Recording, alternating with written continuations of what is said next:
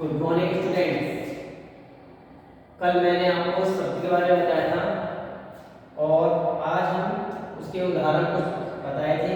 आज शब्द के बारे में जानेंगे। शब्द कितने प्रकार के होते हैं।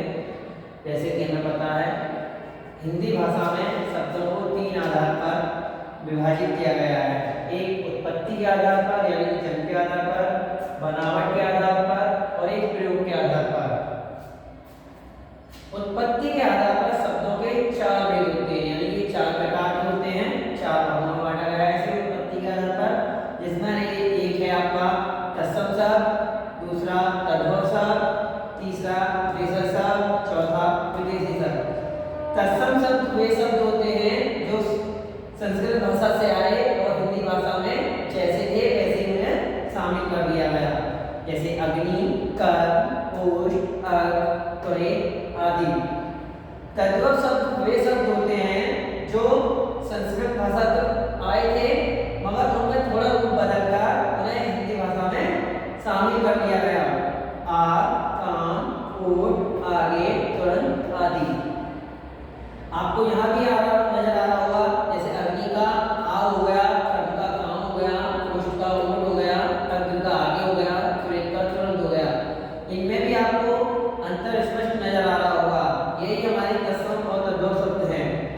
देशज शब्द वे शब्द होते हैं जो हमारी परंपरा से चले आ रहे हैं। जैसे पगड़ी, लोटा, झाड़ू, झोला, टांग आदि।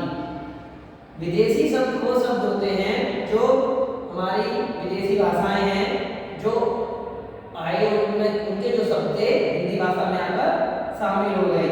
जैसे अदालत अरबी भाषा का है, आदमी फारसी का है, कैंची तुर्की भाषा का है, अपील अंग्रेजी भाषा का है। ऐसे विभिन्न प्रकार के शब्द हो सकते हैं।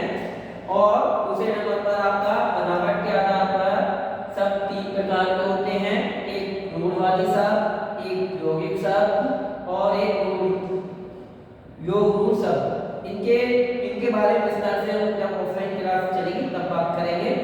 तीसरे नंबर पर आता है आपका प्रयोग या परिवर्तन की दृष्टि से शब्दों के मुख्यतः दो भेद होते हैं। ये दो प्रकार के होते हैं, को दो भागों में बांटा गया है। एक आपका विकारी शब्द जिसके अंतर्गत संज्ञा, सर्वनाम, विशेषण, क्रियापद शामिल किए गए हैं।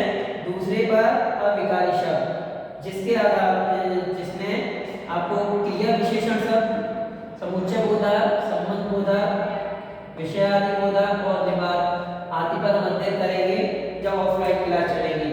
तो आप इसको विस्तार से एक बार किताब में रिवाइज कर लेना, इन्हें अपनी कॉपी पर या फिर नोट कर लेना। ठीक है, धन्यवाद।